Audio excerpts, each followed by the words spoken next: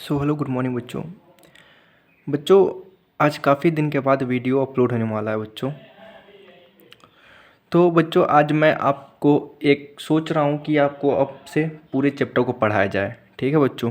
वो किसी रीज़न की वजह से मैं बस शॉर्ट्स वगैरह डालता था, लेकिन आज से बच्चों मैं पूरे चैप्टर को पढ़ाना स्टार्ट करूँगा। तो बच्चों आज हम लोग मैथ क्लास 12th के मैथ का चैप्टर स्टार्ट करते हैं जिसका नाम है प्रोबेबिलिटी। तो बच्चों अभी आप लोग के दिमाग में आ रहा होगा कि मैं क्यों सबसे पहले प्रोबेबिलिटी को ही चुनाऊँ, क्यों नहीं अदर जैसे चैप्टर 1, चैप्टर 2, चैप्टर 3, क्यों नहीं इन सबको चुनाऊँ। तो बच्चों कुछ ऐसे चैप्टर होते हैं जिसे पहले ही पढ़ लिया जाए, समझ लिया जाए तो बहुत अच्छी बातें होती है। ठीक है। और बच्चों इससे रिलेटेड बहुत सारे क्वेश्चंस आते हैं बोर्ड्स में, कॉम्पिटिटिव क्वेश्चन में, सॉरी कॉम्पिटिटिव पेपर वगैरह में। तो बच्चों बहुत सारे ऐसे बच्चे होते हैं जो बहुत ज़्यादा इसमें प्रॉब्लम फेस करते हैं, क्योंकि वो समझ नहीं पाते हैं कि हाँ इसकी प्रोबेबिलिटी क्या हो सकती है क्या नहीं हो सकती है। ठीक है। और बहुत बच्चे ऐसे होते हैं जो इसको कैलकुलेट करने में या इसके कैलकुलेशन में प्रॉब्लम आता है उन लोग को कि हाँ ये कैसे हो सकता है, कितनी बार हेड आएगा, कितनी बार टेल आएगा, और कितने कॉइन को कितनी बार अगर हम लोग टॉस करें तो कितनी बार उसको हेड और टेल आने का कितनी चांसेस होगा। ठीक है। अनफेयर कॉइन या फेयर कॉइन। ठीक है। तो इन सब में बच्चों को प्रॉब्लम होती है, तो मैंने सोचा क्यों ना सबसे पहले इसी चैप्टर को चुना जाए। और चूँकि ये चैप्टर थोड़ा सा लेंथी है लेकिन इजी है साथ में। ठीक है। अगर आप शुरू से अगर जो प्रोबेबिलिटी पे ध्यान दिए हो तो पक्का कह रहा हूँ ये आपका आराम से हो जाएगा। तो बच्चों आओ हम लोग स्टार्ट करते हैं। तो सबसे पहले बच्चों हम लोग का सबसे पहले थ्योरेटिकल चीज़ें होगी, उसके बाद हम आपको क्वेश्चन करना सिखाएंगे कैसे होगा। और चूँकि आप लोग का टाइम वेस्ट ना हो, ठीक है, तो टाइम को कंज्यूमिंग करते हुए और टाइम पे नज़र रखते हुए मैं ऑलरेडी आपके लिए ये नोट्स बना के रख लिया हूँ कि कोई दिक्कत ना हो और आराम से बच्चों को मैं समझा दूँ। तो बच्चों आओ स्टार्ट करते हैं। सम बेसिक डिफिनीशन क्या क्या होता है। तो बच्चों देखो सबसे पहले एक्सपेरिमेंट क्या होता है। तो बच्चों सबसे पहले हम लोग पढ़ते हैं इसको। An operation which can produce some well defined outcomes is called experiment.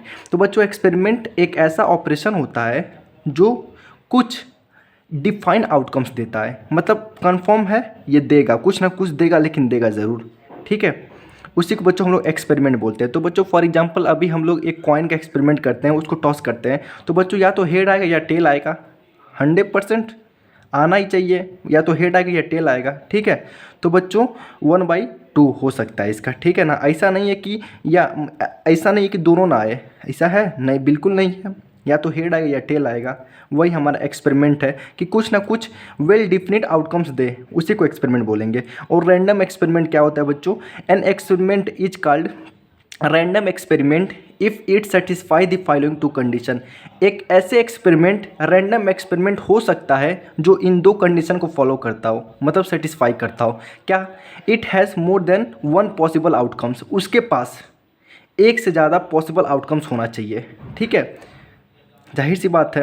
और it is not possible to predict the outcomes advance. तो बच्चों हम लोग आउटकम्स जो भी हमारा आने वाला है पहले ही नहीं प्रिडिक्ट कर सकते कि हाँ क्या चीज़ आने वाला है। तो बच्चों अगर मैं एक कॉइन को टॉस करूँ तो क्या आप बता सकते हो हेड आएगा या टेल आएगा?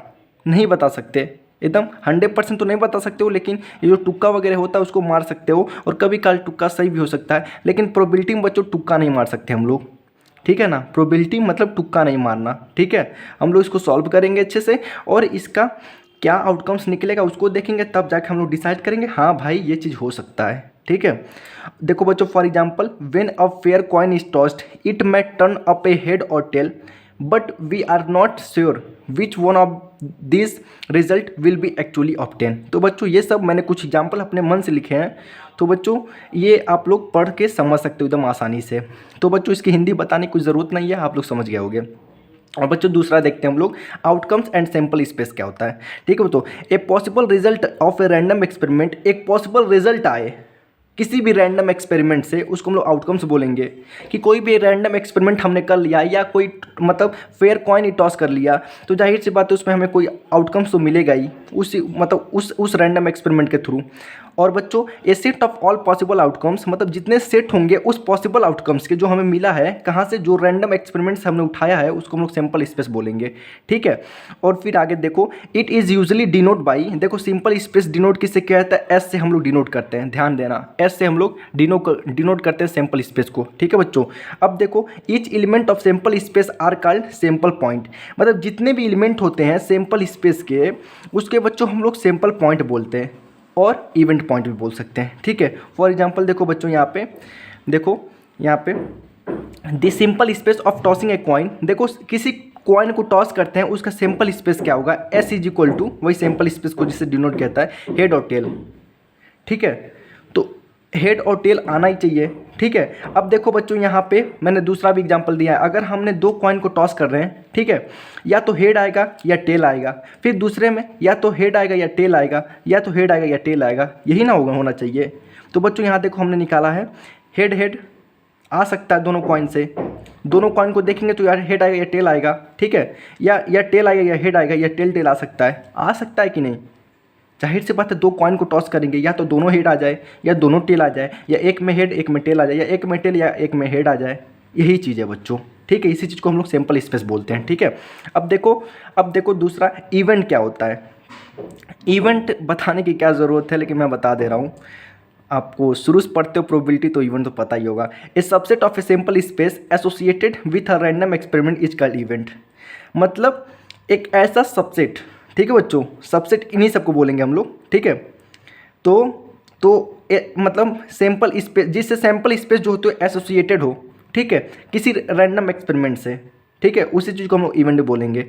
तो इवेंट ये बोल सकते हैं बच्चों, यही सेम चीज़ हमने यहाँ पे टॉस किया, हेड आ गया, हेड टेल आ सकता है, टेल हेड आ सकता है, या टेल आ सकता है, यही सब तो एक्सपेरिमेंट है। हमने एक्सपेरिमेंट किया, रिजल्ट मिल गया हमें, ठीक है। देखो फॉर एग्जांपल, यहाँ एग्जांपल भी दिया हूँ, थोड़ा एडवांस चलना पड़ता है बच्चों को समझाने के लिए, ताकि बच्चे समझ जाएं। सब बच्चे तो न्यूटन नहीं ना हो सकते हैं। कुछ बच्चों को तो हमें एग्जांपल दे के समझाएंगे ताकि उन लोग को और ज़्यादा अंडरस्टैंडिंग हो, ठीक है। 1 to tossing a coin we have simple space, एक कॉइन को हमने टॉस किया, हमारे पास सिंपल स्पेस हेड टेल, मैंने आपको ऑलरेडी ऊपर बता दिया। The event of getting a head is given by, देखो इवेंट ऑफ गेटिंग हेड मतलब हेड आने की chances is equal to head, ठीक है। इवेंट है हमारा हेड, और क्लियरली इवेंट जो है हमारा यहाँ पे दिया, पुट किया मैंने, तो event is equal to head आ गया। और इसी चीज़ को हम लोग क्या मानेंगे, यही चीज़ हमारा इवेंट है, मतलब हेड है, ठीक है। इसी चीज़ को हम लोग इवेंट मानते हैं। हमने क्या एज्यूम किया था कि हेड आए इवेंट में हमारा, तो हमारा हेड आ गया इवेंट में, तो इवेंट में जो चीज़ आ गया, अगर टेल को एज्यूम किए होते तो टेल आ गया तो टेल ही हमारा इवेंट होता। अगर हेड को हमने माना तो हेड आ गया तो हेड ही हमारा इवेंट होगा। एक बार मैं बता दे रहा हूँ, 1 tossing a coin we have simple space S is equal to head और टेल। हमने एक कॉइन को टॉस किया तो हमारे पास सिंपल स्पेस क्या क्या हो सकता है, या तो हेड हो सकता है या टेल हो सकता है। The event of getting head मतलब कितनी बार हेड आ सकता है, इवेंट कितनी बार हेड आ सकता है, तो E is equal to head हमारा मतलब आने का चांसेस हेड आ गया, ठीक है। क्लियरली यहाँ पे क्लियर लिखा है कि इवेंट हमारा हेड आया, तो हम लोग हेड को ही क्या मानेंगे, अपना इवेंट मानेंगे, जाहिर सी बात है, ठीक है। तो बच्चों आज के लिए बस इतना ही रहने दो, लगभग 8 या 9 मिनट का वीडियो है। और बच्चों ये थोड़ा आवाज़ आ रहा है, कुछ काम चल रहा है इसलिए आवाज़ आ रही है। तो हम आपको ऐसे ही छोटा वीडियो बना के देंगे, जिससे आप लोग को देखने में भी अच्छा लगेगा और एक होप भी रहेगा, अरे वीडियो छोटा है देख लो, और इसी होप में आपको पूरा प्रोबेबिलिटी समझ में आ जाएगा, ठीक है बच्चों। और कुछ बच्चे ऐसे होते हैं जो वीडियो को देख के पढ़ते हैं, मतलब ये इतना बड़ा है क्या पढ़ूँ इसको, तो इसलिए मैं आपको छोटी वीडियो डाल रहा हूँ इसका एक टॉपिक करके, ठीक है, जिससे उन बच्चों का जो होप रहेगा बना रहेगा और अगले वीडियो का वेट करते रहेंगे कि हाँ अब इससे छोटा आ सकता है, इससे छोटा आ सकता है, और उसी छोटे के इंतजार में बच्चों का पूरा प्रोबेबिलिटी क्लियर एंड क्रिस्प हो जाएगा एकदम आराम से, ठीक है बच्चों। अगर बच्चों ये वीडियो अच्छी लगी हो और कोई भी डाउट हो इसके मतलब अभी तक जितना पढ़ाया, तो आप लोग प्लीज़ अपना जो भी डाउट है कमेंट बॉक्स में दे देना, मैं उसको ट्राई करूँगा। ट्राई क्या 100% कोशिश करना ही करना है, मैं आपको बता दूंगा अच्छे तरीके से, ठीक है। ओके जी, थैंक यू।